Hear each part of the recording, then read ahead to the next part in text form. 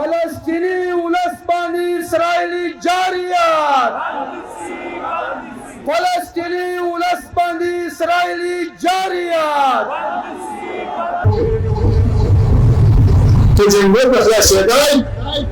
फ़लस्तीनी अवाम अपने आबा व अजदाद की ज़मीन पर रह रहे हैं। इसराइल, अमेरिका समेत दुनिया की बड़ी क़ुव्वतें फ़लस्तीनियों पर जुल्म और जबर फौरी बंद करे।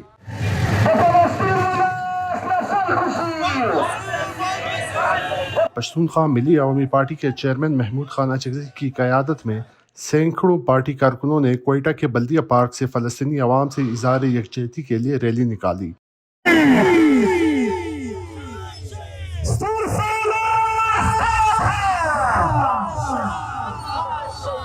शहर के मुख्तलिफ शाहराहों से गुजरते हुए रैली के शुरका ने फ़लस्तीन पर इसराइली जारियत के खिलाफ नारेबाजी की।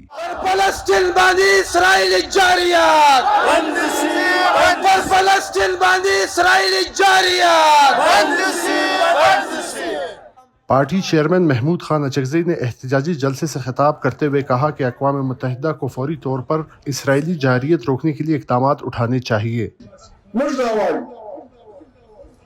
فلسطینیان د غزا اوسیدونکي خلک دي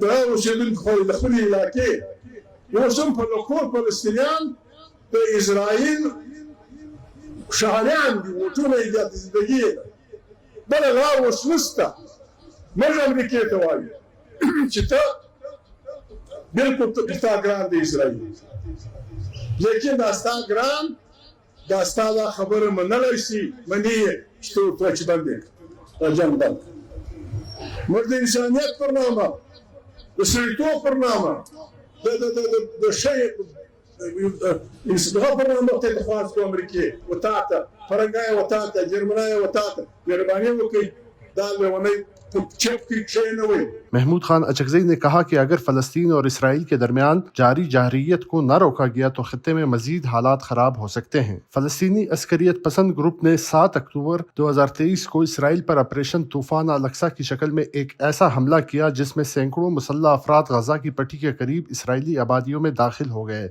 इस कार्रवाई में, जिसकी माजी में मिसाल नहीं मिलती, कम से कम 1400 इसराइली मारे गए, जबकि इसराइली फौज का कहना है कि 203 फौजियों और शहरियों को यरगमाल बनाकर गजा ले जाया गया है।